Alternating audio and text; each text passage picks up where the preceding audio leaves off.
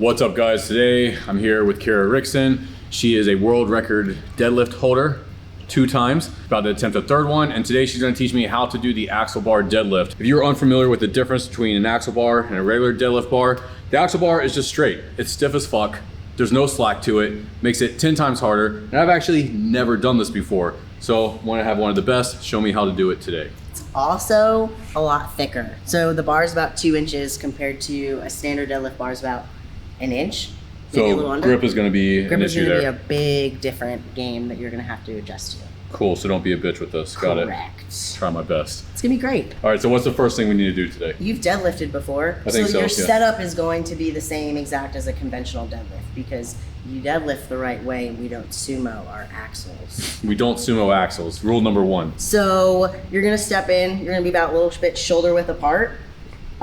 Some people like to stand a little bit wider than that. I like to stay within my shoulders. Also, with axle, because of how wide it is, you can train double overhand for when you get used to your straps. But at some point, it's going to get too heavy where you can't do that. So we're gonna go over under.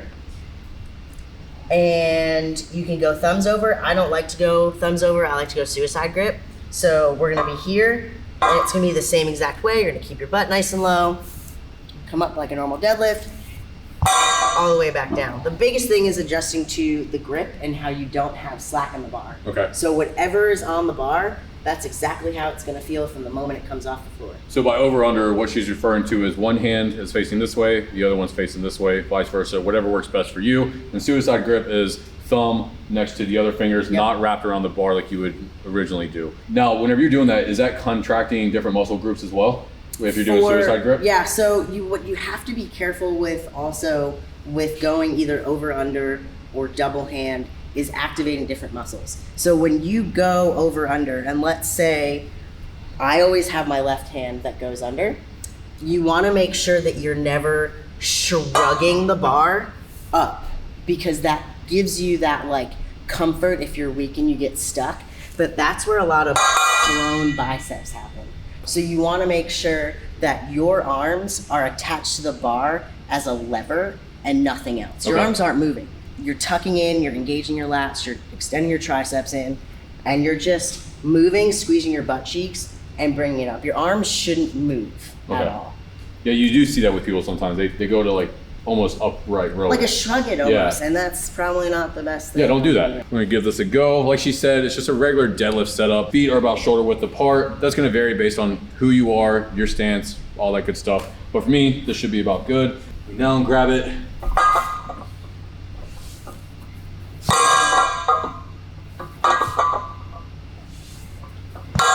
You're so perfect.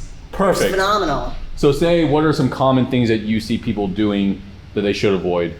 Overall, deadlift in general, a lot of people make the same mistakes. So whether it's axle or a standard bar, a lot of people leave their butt too high up in the air. So the biggest thing is, and that's my biggest cue for myself, is making sure that my butt stays low. How's the best way to do that? With the hinge?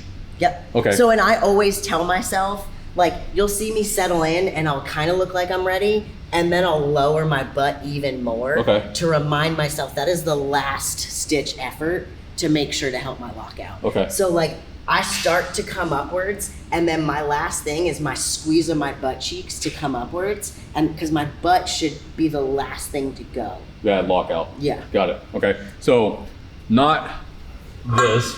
Correct. Okay. So kind of lean into it, activate, and as soon as I start bending down like that, I can feel my hamstrings and glutes and everything activating. That means I'm in a good spot. Then once I grab the bar, activate those lats. That's it. And then everything is just kind of effortless from that point. But if your ass is too high up from here, and you're using way too much back. Yeah, I mean, that's nothing but back. So that's what we want to avoid. And then you gas out. So like my weak spot is my shin to my kneecap. And I know if I keep my butt loaded, when I get stuck, if I just squeeze my cheeks, it'll make me stand up. Squeeze the cheeks. Always squeeze the cheeks. That's it. Cool, let's add some more weight to this. All right, so we got 225 on the bar. I do not plan on maxing out today, but what we are gonna do is go up until I can no longer grip it, which probably won't be that much because, you know, small hands. Small hands, I guess, bitch hands. But we are gonna do that, and then once my grip gives out, then we're gonna go over those other alternative options that she was talking about. So we got 225 here.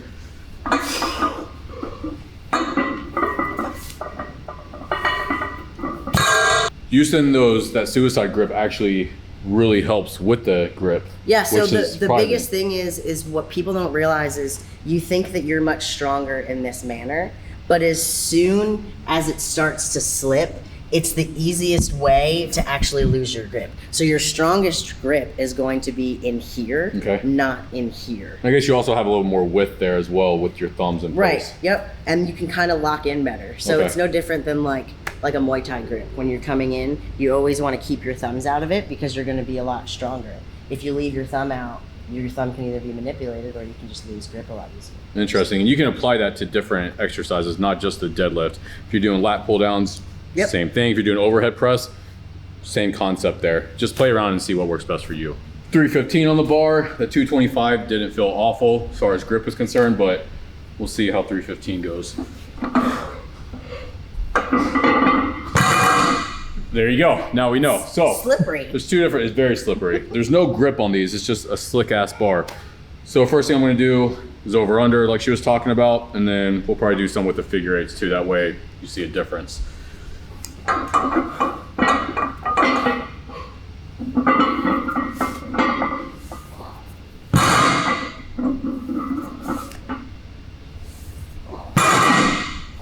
Yeah, solid. Now I'm going to do the 315 again, but with the Norse Fitness figure eight straps. We have two different sizes with these. You can use them with a regular deadlift bar, or you can use the bigger version for axle. Benefit of the figure eight straps is that you can just put one hand in, put the other end underneath the bar, put them through there, and you're locked in, compared to the traditional wraps where you gotta wrap them and all that silly shit. We don't have to do that today. So anyways, I'm locked in there.